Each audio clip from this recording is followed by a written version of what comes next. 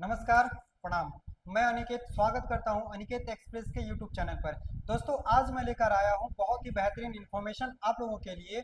जो है Patna high court का जो वैकेंसी आया हुआ है स्टेनोग्राफर का, वो आज इसके बारे में हम चर्चा करने वाले हैं। इसमें हम चर्चा करेंगे कि स्टेनोग्राफर बनने के लिए यानी पटना हाई कोर्ट में हमें जॉब लेने के लिए स्टेनो का क्या क्या चीज़ की ज़रूरत है, कैसे हम इसको क्वालिफाई करेंगे और बेसिक नीड हम आपको इसमें बताएंगे। ठीक है, बात करते हैं किसका, तो स्टेनोग्राफर रिक्वायरमेंट एग्जामिनेशन 2025। ठीक है, देखिए इसका नोटिफिकेशन आया 21 तारीख यानी 21 अगस्त को, और इसका एंड डेट जो होगा वो होगा कब, तो 19 सितंबर 2025। यानी ओपनिंग का डेट है 21 और क्लोजिंग का डेट है 19 सितंबर, लास्ट डेट है। और अगर आपका एप्लीकेशन में अगर फी पेमेंट नहीं हुआ है तो आप लास्ट 21 को ही फी पेमेंट कर सकते हैं। यानी 19 तारीख हमारा लास्ट सबमिशन है फॉर्म का, और लास्ट डेट है ये फी पेमेंट करने का, तो 21। ठीक है, 21 सितंबर 2025 ये हमारा लास्ट है। इसके बाद देखिए मुख्य मुख्य बिंदु पर आज हम चर्चा करने वाले हैं जो आपको इसके हिसाब से जानना चाहिए। ठीक है, आज उसी के बारे में हम बात करेंगे।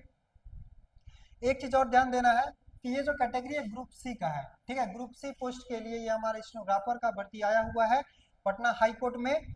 और इसमें जो पे होगा हमारा वो लेवल 4 का यानी 25,000 से लेकर के, यानी 25,000 से लेकर के कहाँ तक, तो 81,000 तक।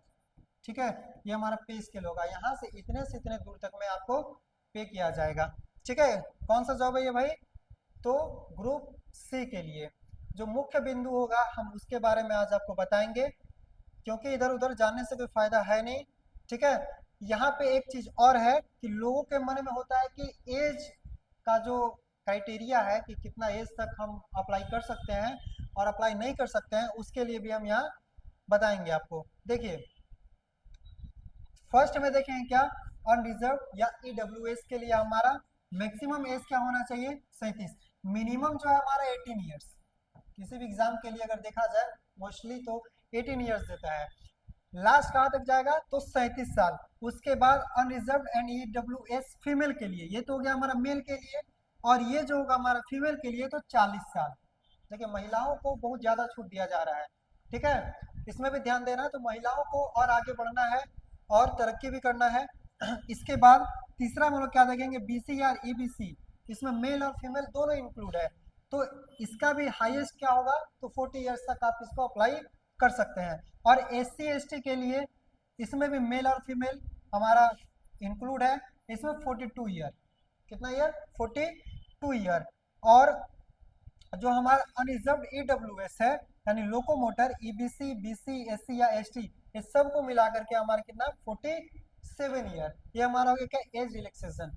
ठीक है, अब इसके बाद कैटेगरी वाइज हम लोगों ने जान लिया इसको।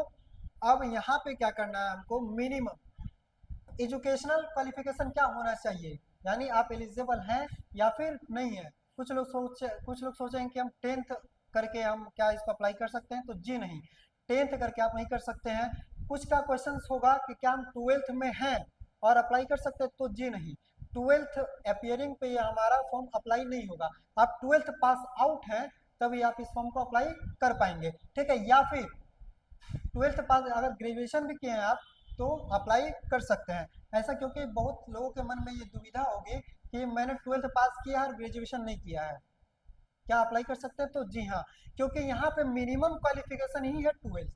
ठीक है, तो आप आराम से एलिजिबल हैं अगर जो लोग 12th पास आउट हैं, ठीक है, रिकॉग्नाइज्ड बोर्ड और यूनिवर्सिटी से, तो आप इसके लिए एलिजिबल हैं। देखिए इसका सर्टिफिकेट ऑफ, और दूसरा नंबर चीज जो ध्यान देने वाली बात है क्या, तो इसमें लगेगा क्या, पहला number intermediate 12th pass from recognised board और university, and certificate of English shorthand and English typing from recognised institutions.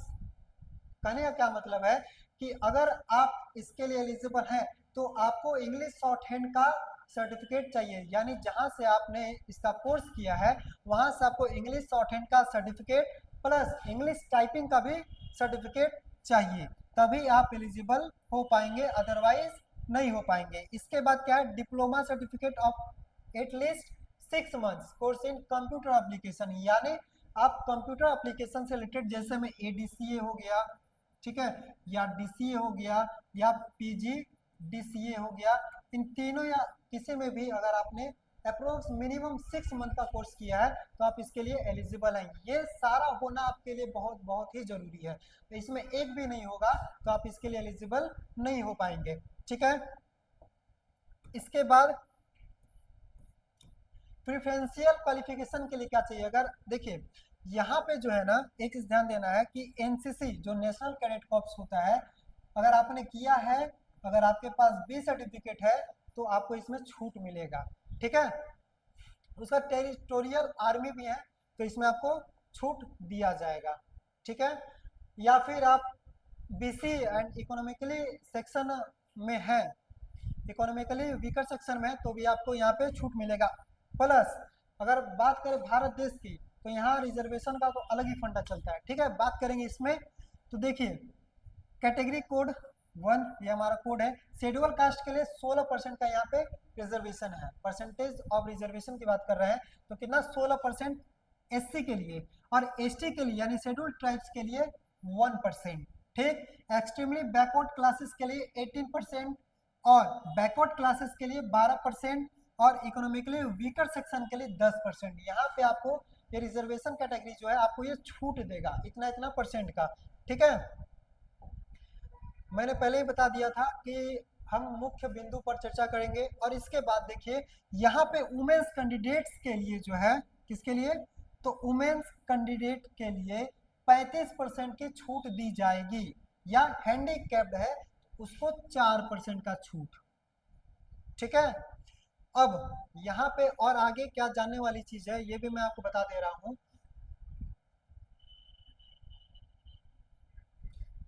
और हाँ, एक क्वेश्चन आप लोगों के मन में जरूर आएगा कि हम झारखंड से हैं या उत्तर प्रदेश से हैं या राजस्थान से हैं तो क्या हम इसके लिए एलिजिबल हैं। तो जी हाँ, आप भारत के किसी भी कोने से हैं तो आप इस फॉर्म को अप्लाई कर सकते हैं। लेकिन यहाँ पे बात क्या होता है कि अगर आप बिहार से हैं और बिहार से फॉर्म को अप्लाई कर रहे हैं, बिहार का रेजिडेंस है आपका, तो वहाँ कुछ महीने पे आपको छूट दिया जाएगा, ठीक है।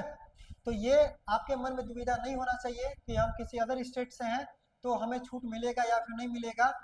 ऐसे देखा जाए तो जितने भी स्टेट होते हैं वो अपने अंडर में बहुत इस प्रकार के छूट को देते हैं कि नहीं, अगर हमारे बिहार का या हमारे घर का है तो कुछ ना कुछ छूट दिया जाएगा, ठीक है। तो झारखंड वासियों के लिए बता दे रहा हूँ या फिर अदर राज्य के लिए कि आपको स्टेट लेवल पे जो छूट मिलता है उसके घर का वो आपको नहीं मिलेगा, ठीक है।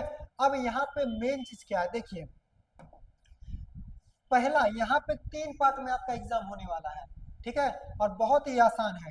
सबसे पहला देखिए मोड ऑफ सिलेक्शन क्या होगा आपका, मोड ऑफ सिलेक्शन, तो मोड ऑफ सिलेक्शन होगा रिटेन टेस्ट, कितना, रिटेन टेस्ट, ठीक है। तो रिटेन टेस्ट में आपको क्या पूछा जाएगा, पार्ट ए में English shorthand computer typing test. यहाँ पे बात क्या करेंगे, देखिए पार्ट 1 में जो आपको पूछेगा इंग्लिश शॉर्ट हैंड, तो अप्रोक्स 342 वर्ड रहेगा, 80 वर्ड पर मिनट, ठीक है।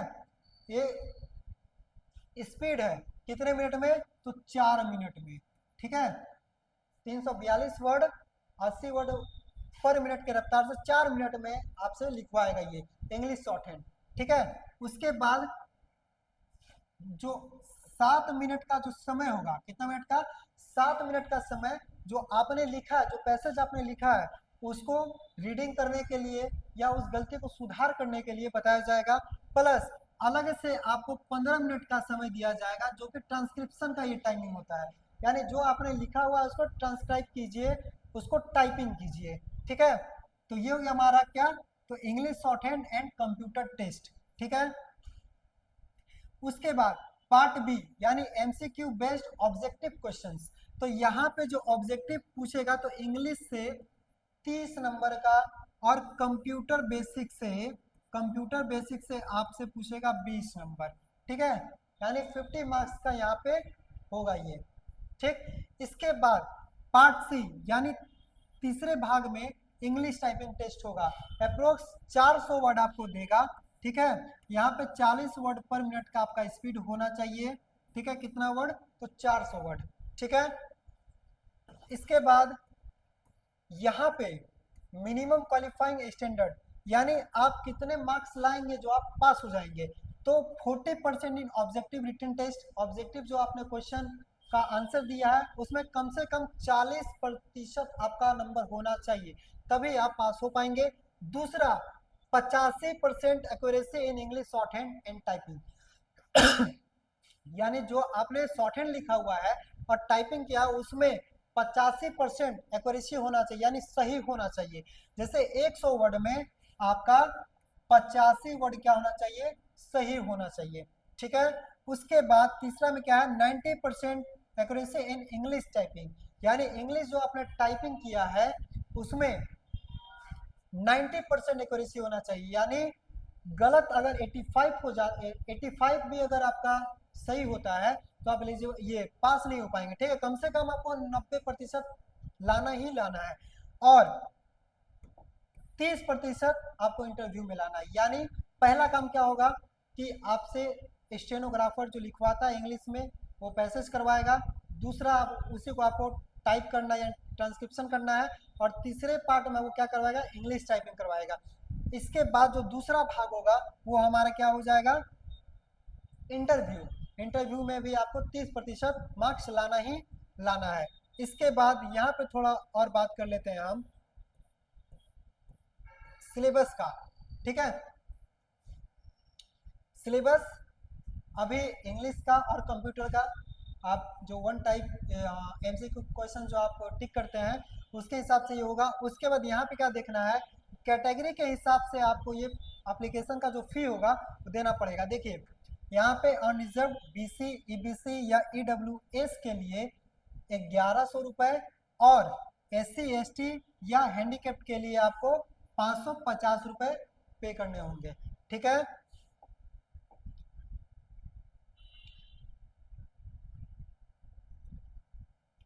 ये एग्जामिनेशन सेंटर दिया हुआ है। और एक बार आप लोग क्या कीजिएगा, जो पटना हाई कोर्ट का मेन साइट है उससे आप इस नोटिफिकेशन को डाउनलोड कर लीजिएगा और एक बार खुद से भी पढ़ लीजिएगा। ठीक है, क्योंकि हम मुख्य बिंदु पर यहाँ चर्चा करेंगे जो आपके लिए फायदेमंद हो। ठीक है, हाँ चलिए यहाँ तक तो हो गया हमारा कंप्लीट। अब एक चीज आपको क्या देखना है, देखिए कंप्यूटर में बस बेसिक कंप्यूटर आपको जानना है, जैसे hardware software input output device. ठीक है, उसके बाद हो गया हमारा इंटरनेट नेटवर्किंग एमएस ऑफिस, इन सभी चीज़ों के बारे में आपको जानना जरूरी है। उसके बाद इंग्लिश में बस antonym synonym pronoun noun grammar यही सब होगा, और क्या और एरर करेक्शन स्पॉट एरर, ये सब आपको इंग्लिश में पूछेगा। ज़्यादा हार्ड नहीं है, ये आसान है, आप आराम से इस एग्ज़ाम को क्वालिफाई कर सकते हैं।